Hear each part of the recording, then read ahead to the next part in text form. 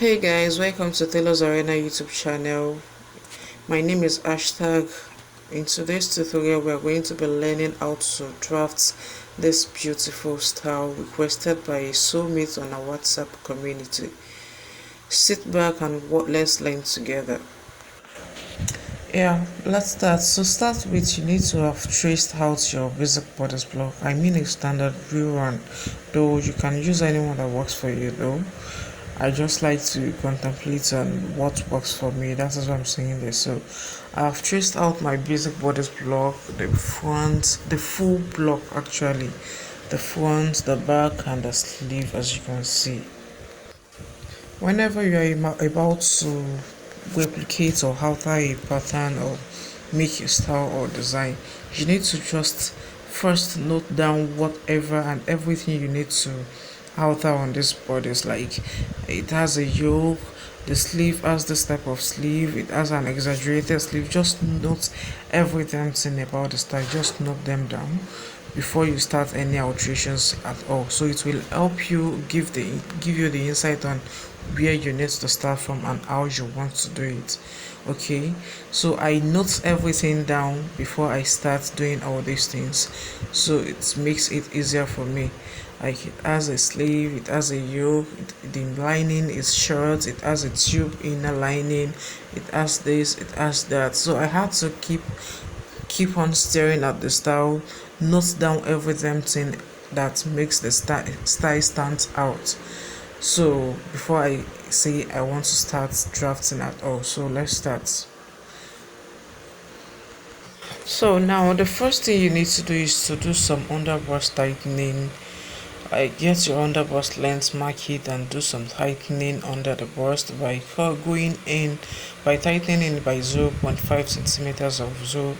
Oh, sorry, maybe like half inch or probably 0.575 of an inch. I'm not used to inches like that, don't mind me. So let's just say make use of half inch of tightening under the bust, or under bust, yes, or maybe 3/4 of an inch, then connect it to the bust points just the way I'm doing, using the right curve. I'm making use of a smaller pattern though, so don't be confused, but yes, I'm giving you the right measurement for a normal body measurement. So let's continue. After getting that, the next thing you have to get is the length of your inner tube, because obviously it has some kind of inner tube like that, because the lining is kind of like a tube. So you need to get the length of the exposure you want on that chest line, then you roll it across just like this. Once you do that, you need to tighten the overburst, then connect it back to the bust point.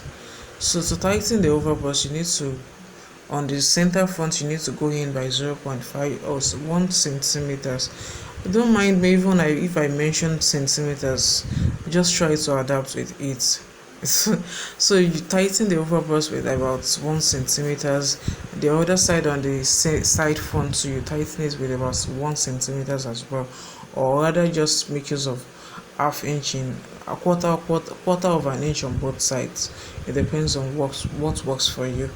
Once you do that, you can extend it to your bust point like that. The next thing is just for you to get the neckline depth. It has a suited neckline on the inner part. This is actually you drafting the inner tube first on using the basic bodice. Okay, you connect the bust points to the length of the depth you wanted. Then you reshape the armhole.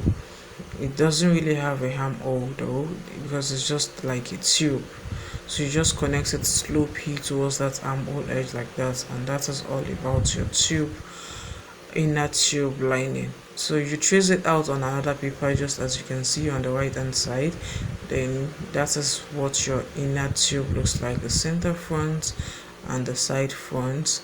You can now cut out the dart leg like that before you move on to any other alterations. Just trace it out like this. You can see the way I trace it. I just have to replicate the same thing on this one.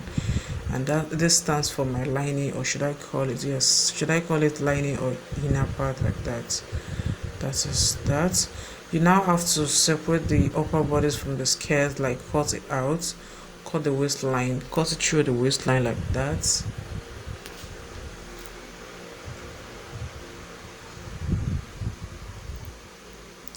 Yes, once you cut them out like that, the next thing is just to transfer your shoulder dart to the waistline, or rather transfer it to the side dart. It depends on however you want it, or wherever you want to place your dart on the main bodice. But in my own case, I feel like I should just transfer it to the side dart so that I won't have any dart on the main bodice. It looks as if there is no dart on it, so you can do whatever works for you at this point. So I'm about to transfer the dart to the side dart.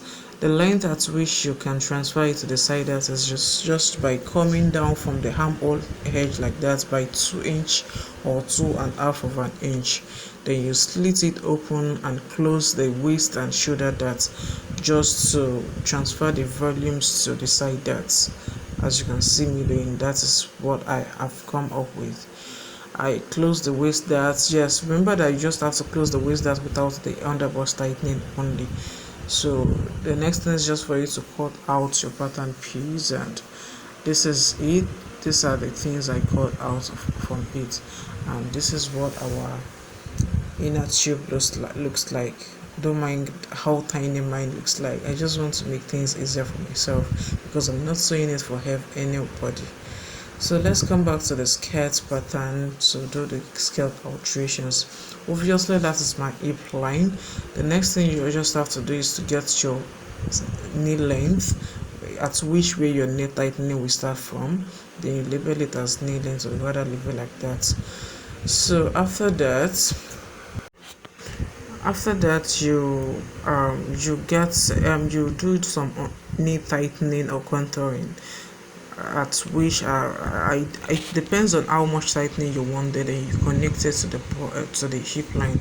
The tightening starts from 1 inch to 1.5, or however you want it, or your client wants it tight. It depends on the person. So you tighten it like that and flare it out back when it comes to the hemline. The next thing is just for you to probably join to the length of the skirt, and also cut it out from the knee length, just the way I did. Can you see that? So I had to cut it out from the knee length, and also add to the length of the to the full length, because this is just like full scale block which gets to the knee length.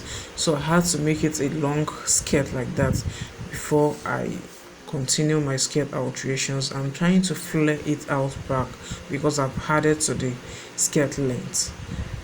Okay, so that is what you need to do here, and just cut it out. Then the next thing is just for you to rule some slash lines for the slash and spread. Yes, slash and spread, there are different ways of achieving the slash and spread method. This is one of the ways to achieve it. So I feel like this basically work for if you don't need a lot of slash lines. Here I have like 3 slash lines, or rather should I say 7 slash lines here. This is just like a full front body, it's full front skirt. I have 7 slash lines. I feel like this is just too much. You can just reduce your own, or rather just have it like this, and the intervals in between each slash line shouldn't be more than probably 2 inches intervals, or however you want it to be full. But according to this particular style we're making, it is not really full. So I'll be slashing it and spreading it using the same intervals. As you can see, I've spread it out using the same intervals in between each skirt. The next thing is just for you to join the upper skirt to the flare back, just to make it a whole piece. And this will make it a mermaid skirt, the front part to be precise. I've joined the upper skirt to the down parts. The next thing is for you to just try to smoothen the hemline. At this point, you can just decide to add decide to reduce it. If you wanted to add self edge to it. It depends. Just try to keep on thinking with your open heart. So because this is a drafting process, you have to be open, your mind has to be open. So you can decide to make it a long length, which you are going to be joining self edge to the length later on after you're done sewing it, or rather maybe you're just going to cut it like that without the self edge, with the self edge together. It depends on how you want it. The next thing is just for you to discard the waste dart by transferring it to the side, just the way I'm doing. Once you do that, let's assume you make use of 3 centimeters of dart on the skirt. You have to deduct it from the waist or side seam at that point. Then you connect it to the hip line. That means you're transferring your dart to the side and also trying to discard it, because obviously we should know by now that all skirt does not need dart at all, but it needs that at some point, probably if your person has a bigger hip like that. And this has given it the kind of illusion feeling of figure 8 or hourglass shape, as you can see it. And this is just what your front piece looks like, the inner tube and the main bodice. As you can see me placing it down, this is what we've got so far. And yes, and this is the discarding the fabrics make it looks like it has a kind of figure 8 shape.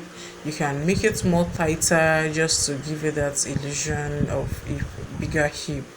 With all this tightening and all these things, you really don't need any hip pad in itself, because if you snatch the waist properly, if the person can take it though, it will give you a kind of illusion that you had a padding to hit. So let's move on to the back. As you can see, this is my back bodice like this.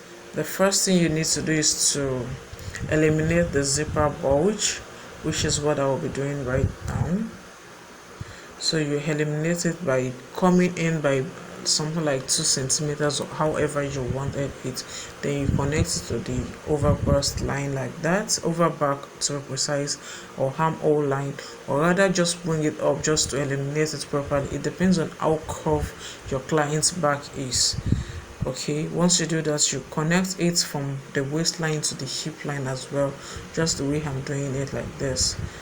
So this is what you have to do at this point. Then you cut out the extension just the way I'm doing right now. So just cut it out. So I've cut it out, I've cut out the elimination. The next thing is just for you to get the length of your inner tube for the back. The next thing is just for you to get it. Then you connect it to the armhole edge, just exactly the way you did on the front. That is the length of the inner tube or lining. Okay, the next thing is just for you to extend the dart leg upward and do a little bit of tightening at the over back, just like that. The tightening should be about 0.5 centimeters on both sides. Then you connect it to the dart leg just the way I'm doing it. I'm trying to connect it on the second dart leg as well. Yes. So once you do that, and that gives you your complete inner back lining, just like that. Then the next thing is just for us to separate the upper bodice away from the skirt, just to start the skirt alterations as well.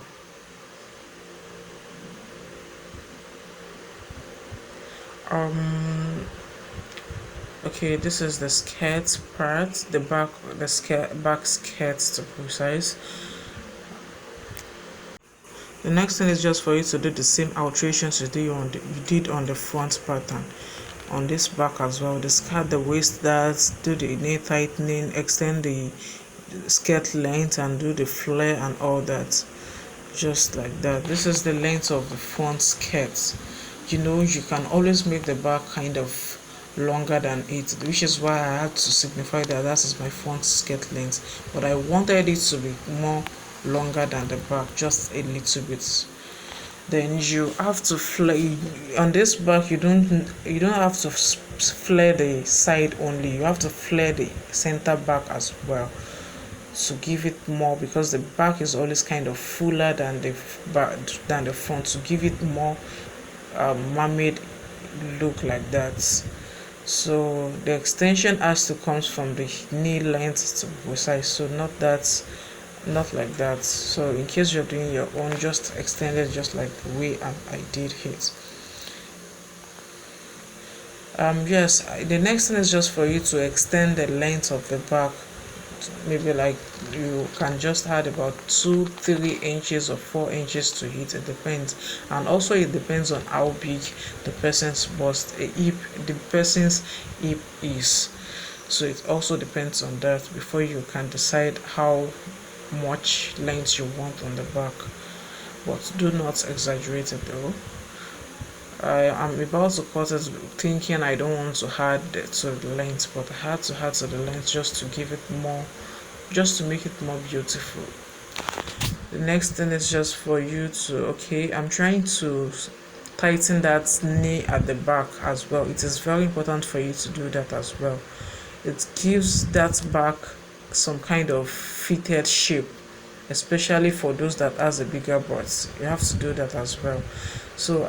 So far, this is what I've come up with. I've done the alterations on the skirt, traced out the inner back, traced out the tube, and complete the skirt lines just the way you're seeing it. The next thing is just for us to alter our sleeve pattern. This is the basic sleeve, so I need to get the length of the sleeve I wanted. So I just wanted it to be somewhere around below my elbow length, just the way you're seeing it on the screen. So the next thing is just for you to do a little bit of, because this is just a basic, so you need to tighten it according to the fitted measurement you wanted.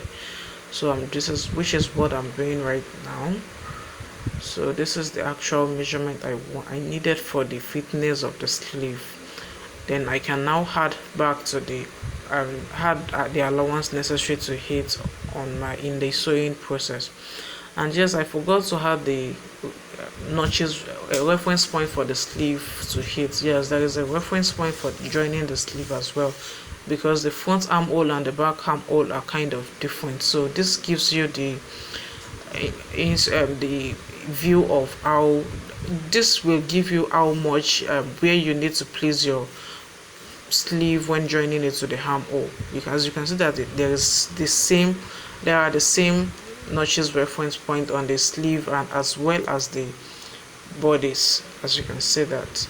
So let's measure our exaggerated sleeve as well to know how much we wanted it. This is what you need to do from the point where you want the sleeve to start from, to the armhole, then to the armhole of the front sleeve as well, the front armhole as well. Just place it like that. Then you continue measuring it towards the second part, the back armhole, then towards the back armhole on the bodies. Then from there you measure it towards the center back where you want it to get to. So basically I have 12 centimeters here. Yours should be way more than that. Remember that I'm using a smaller tiny bodice or tiny pattern piece. So you measure that 12 centimeters on another paper just like this. Then you rule it vertically and horizontally just the way I'm doing it right now. So once you do that, you just have to add some allowances to the sides. So in my own case, I would feel like I should just add 2 centimeters to it, just to make it kind of drop, so it won't be fitted and making the person kind of uncomfortable when wearing it. So you need to add some few centimeters to the sides of the exaggerated sleeve like this, just to make it, just to make it kind of drop and relaxing. So this is what I've come up with. You have to replicate this and make it two, although it is really not necessary, just do it like this, fold it into two like this, so that you can reshape it, because it is not equal like a rectangular shape. No, you have to reshape it and make it kind of slant. You can see the way I'm placing my ruler, just that I can rule it like that. Then you come down to the down part too and do the same thing. Can you see the kind of shape I'm having? This is more like you, that's that smaller part is like 12 inch and the bigger part is like 16 inches, for example. This is what I've come up with. It has to be pleated just like this. This is the front part. The pleating on the front part will be kind of smaller compared to the back one. Can you see that it's kind of wider than the front pleating? Okay, so then you place it, either you place it in between the cups, or rather, okay, since it doesn't have a cup, you place it like that and use some kind of embellishment or appliques to just secure the edges and make it neat, or rather just do however you want it. This should be done with your sewing techniques. So this is what I've done. Then you place the back one, you stitch it on the zipper area to be precise. So if you wanted to add a stiff interfacing, that means you won't be adding the stiff interfacing all the way to the edge of this back because of your zipper. Sure, you understand? So you won't do that because of your zipper. You can just stop the interfacing at some point so that it won't affect your zipper. And yes, I feel like it has a boning, the exaggerated sleeve or cape has a boning as well on the upper part and the down part, just to give it some kind of stiffness, more stiffness like that. So if you're adding the boning, yes, you can either make use of plastic boning or rather make use of a normal wedge line boning. So if you're making use of a boning, the boning does not ask to get to the zipper part, because to make it easier for you to fix the zipper completely and comfortably. So this is what our bodice looks like. This is what the upper part looks like, and yes, this is what we've come up with so far. And yes, once again, this is what the style we replicated just now looks like. You can see what it looks like. It is just the same thing. And yes, the inner skirt has be kind of short, as you can see it. I think the person used black skirt, black lining or black satin on the skirt part, and just the color something like a mint blues or thereabout on the upper part. So you can just do something extraordinary on your own, so it depends on how you want it. So, and we've come to the end of this tutorial. Don't forget to press the like button, comment, subscribe, and turn on the notification bell. Before we go off the screen, I would like you to take a look at this course at the moment, because this is a basic bodice and waist cinching course, which is one of the most crucial things a fashion design needs to know when in our sewing journey, especially the basic bodice. So there are different types of basic bodice though, but there are some that doesn't work and fits perfectly and all that. But then which is why I bring this tutorial to you all to take part in and get to learn a new way of making fitted basic bodice and an accurate basic bodice block. Trust me, you won't want to miss this class. It is the best so far. Yes, I can boldly say it again, it's the best basic bodice so far because of the fitness, the calculations, and everything you need to know about it. There is a formula for the neckline and the armhole and how to get a perfect fitted neckline and armhole for each and every one. This is not just about guessing, this is what the real pattern drafting on basic bodice block looks like. Trust me, you won't want to miss this class. It is one of the best methods so far, I'm telling you. So we have come to the end of this tutorial. Don't forget to return and turn on the notification bells once again. Bye.